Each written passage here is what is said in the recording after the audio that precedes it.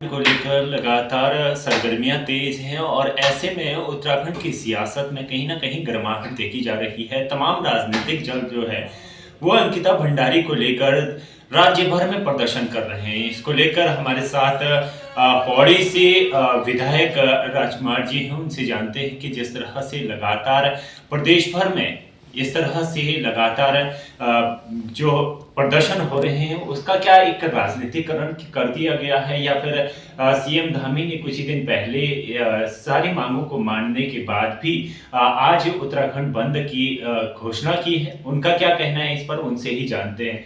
राजकुमार जी, जिस तरह से पिछले दिनों आपने देखा कि राज्य भर में अंकिता भंडारी को लेकर लगातार प्रदर्शन भी, आपका की क्या प्रतिक्रिया है जी।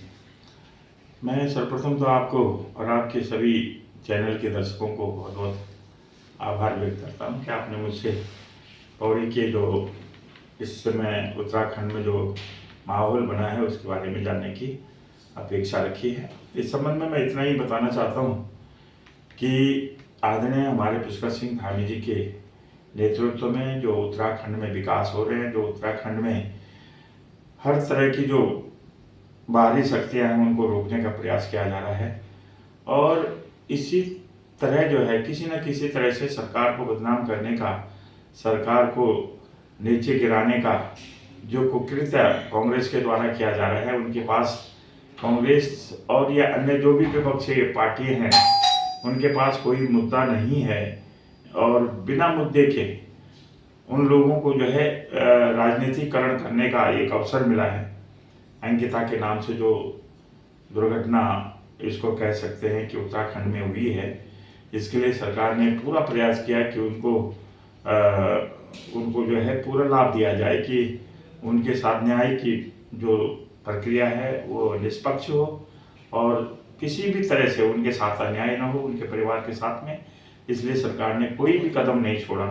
वो लोग सलाखों के पीछे बंद हैं और आजीवन कारावास उनको मिला हुआ है।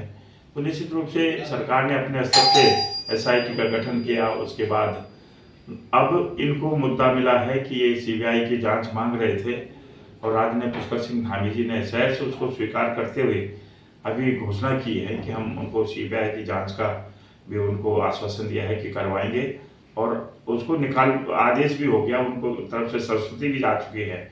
लेकिन फिर भी कांग्रेस और अन्य लोगों के विपक्षी जो पार्टी हैं उनको जो है सरकार के खिलाफ कोई मुद्दा न मिलने की वजह से बौखलाए हुए हैं और इस वजह से वो किसी न किसी रूप में सरकार को घेरने का प्रयास कर रहे हैं। तो निश्चित रूप से ये विफल प्रयास रहेगा।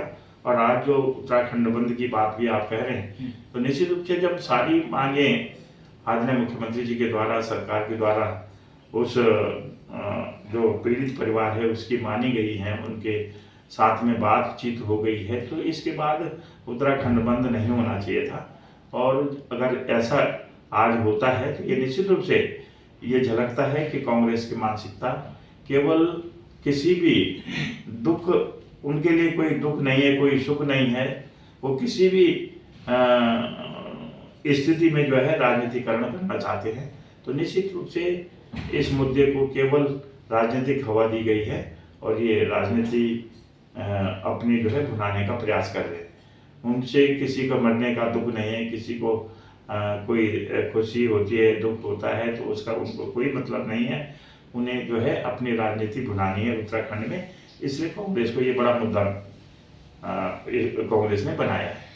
आने वाले 2027 में विधानसभा के चुनाव भी होने हैं। ऐसे में कहीं ना कहीं राजनीतिक दल कहीं ना कहीं इस पर भी वो करते हुए दिखाई दे रहे हैं कि यहाँ पर अंकिता भंडारी मैंने कहा कि ये केवल राजनीतिक मुद्दा बना के इसको चला रहे हैं और निश्चित रूप से 2027 में इनको कहीं ना कहीं ये डर लगता है कि फिर से भाजपा जो है उत्तराखंड में सरकार बनाने वाली है।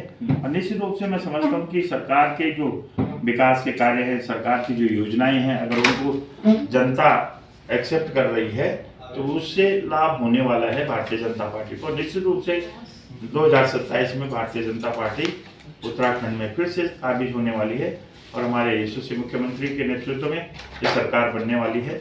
और आदरणीय प्रधानमंत्री जी के द्वारा भी उत्तराखंड को इतना दिया गया है कि उत्तराखंड वासी जो है कभी उस ऋण से वो ऋण नहीं हो सकते हैं। इतना उत्तराखंड को मिला है। पहली बार रेलवे सुविधा मिलेगी, पहली बार ऑल वेदर रोड का सपना हम लोगों का पूरा हुआ है और बड़ी बड़ी योजनाएं उत्तराखंड के लिए मिली हैं। यहाँ तक कि जो जिन चीज़ों को हम भूल चुके थे, जो हमारी रीति रिवाज, हमारी संस्कृति है, हमारा मोटा अनाज है, मोटा खाने पीने का जो सामान है, उसको मार्केट दिलाने का भी काम किया है तो आदरणीय मोदी जी ने किया है। और बड़े बड़े इन्वेस्टर उत्तराखंड में गए हैं। ये भी उत्तराखंड के लिए एक सुनहरा अवसर है कि हम लोगों को मार्केट मिल रहा है, हम लोगों को बिजनेस करने के अवसर मिल रहे हैं, रोजगार के अवसर मिलेंगे। तो निश्चित रूप से मैं समझता हूँ कि 2027 में भारतीय जनता पार्टी आने वाली है और फिर से आदरणीय पुष्कर सिंह धामी जी सत्तासीन होंगे। उनके उत्तराखंड में जो योजनाएं हैं, निश्चित रूप से पहली बार सारे काम जो है पहली बार हुए हैं।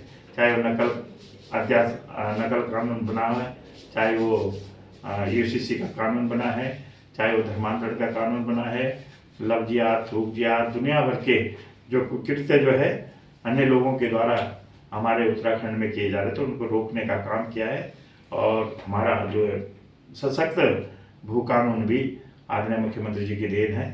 तो निश्चित रूप से अगर इन कामों को देखा जाएगा तो आदरणीय मुख्यमंत्री जी ने जो काम पहली बार किए हैं वो पहले रहेंगे हमेशा। महिला सशक्तिकरण की बात पूरे देश भर में होती है कि महिला सशक्तिकरण लगातार अंकिता भंडारी हत्याकांड को 2022 से इतने साल होने के बाद भी आज भी प्रदर्शन हो रहे हैं। जो सीबीआई जांच की मांगे थी वो पहले क्यों नहीं मानी गई? आज ही जिस तरह से लगातार देश भर में इसका आक्रोश भी देखा गया, दिल्ली से देहरादून तक लगातार प्रदर्शन हुए और आज जब जो प्रदर्शन कर रहे थे उन प्रदर्शनकारियों पे जो इन्फ्लुएंसर थे उन पर भी कार्रवाई की जा रही है, जो सोशल मीडिया पर पोस्ट कर रहे थे उन पर भी कार्रवाई की जा रही है, जिसमें लोगों का आक्रोश लगातार बढ़ता हुआ दिखाई दे रहा है। इसको कैसे देखते हैं? इस संबंध में इतना कहूँगा क्योंकि मैंने पहले भी कहा है कि सरकार ने कोई कसर नहीं छोड़ी कि उनके लिए जो जांच हो सकती थी पहले भी सरकार पहले अपने स्तर से उस मामले को निपटाया। अब लोगों ने इसको अनावश्यक जो मुद्दा बनाया सीबीआई का, एसआईटी ने पूरी जांच की है, दोषियों को स्पष्ट किया है, जांच की है दोषियों की, उसके बाद उनको सजा हुई है। अगर इनके पास कोई तथ्य थे, इनके पास कोई प्रूफ था कि इनको कोर्ट में जाके जो है उसको जमा करना चाहिए था, कोर्ट को बताना चाहिए था कि ये इनके खिलाफ जो है हमारे पास ये सबूत है। कि इन्होंने तो केवल इसको राजनीतिकरण करते हुए, इनका एक राजनीतिक मुद्दा बनाते हुए इसको भुनाने का प्रयास किया है। निश्चित रूप से सीबीआई की जांच करने का जब अब इन लोगों के माध्यम से डिमांड की गई है तो निश्चित रूप से सरकार ने भी और आदरणीय पुष्कर सिंह धामी जी ने भी उसको सहसा स्वीकार किया। और मैंने भी अपनी तरफ से पौड़ी से जब लोगों का प्रदर्शन होता रहा तो मैंने भी अपने स्तर से एक पत्र के माध्यम से माननीय मुख्यमंत्री जी से आग्रह किया था कि इस आक्रोश को देखते हुए और इस जो ये हत्याकांड हुआ है, लोगों की डिमांड के अनुसार हमको जो है इसको स्वीकृति देनी। यानी टोटली ये है कि वीवीआईपी का नाम, जिस तरह से वीवीआईपी का नाम चल रहा है वो वीवीआईपी आएगा बाहर। अब वीवीआई कौन था ये तो कोर्ट जांच कर ही रहा है, एसआईटी ने जांच किया है और इसके बाद अब सीबीआई को चला गया तो सीबीआई जांच करेगी कौन है। जी, तो हमारे साथ पौड़ी से विधायक राजकुमार जी थे जिन्होंने बताया कि प्रतिबद्ध जो कि महिला सशक्तिकरण को प्रधानमंत्री नरेंद्र मोदी के द्वारा जो लगातार देश भर में महिला सशक्तिकरण की बात की जाती है वो धरातल पर भी उसी तरह से है। और 2027 में जिस तरह से विधानसभा के चुनाव होने हैं उसमें भी कहीं ना कहीं पुष्कर सिंह धामी यानी उत्तराखंड के मुख्यमंत्री का कहीं ना कहीं एक झलक फिर से देखने को मिलेगी।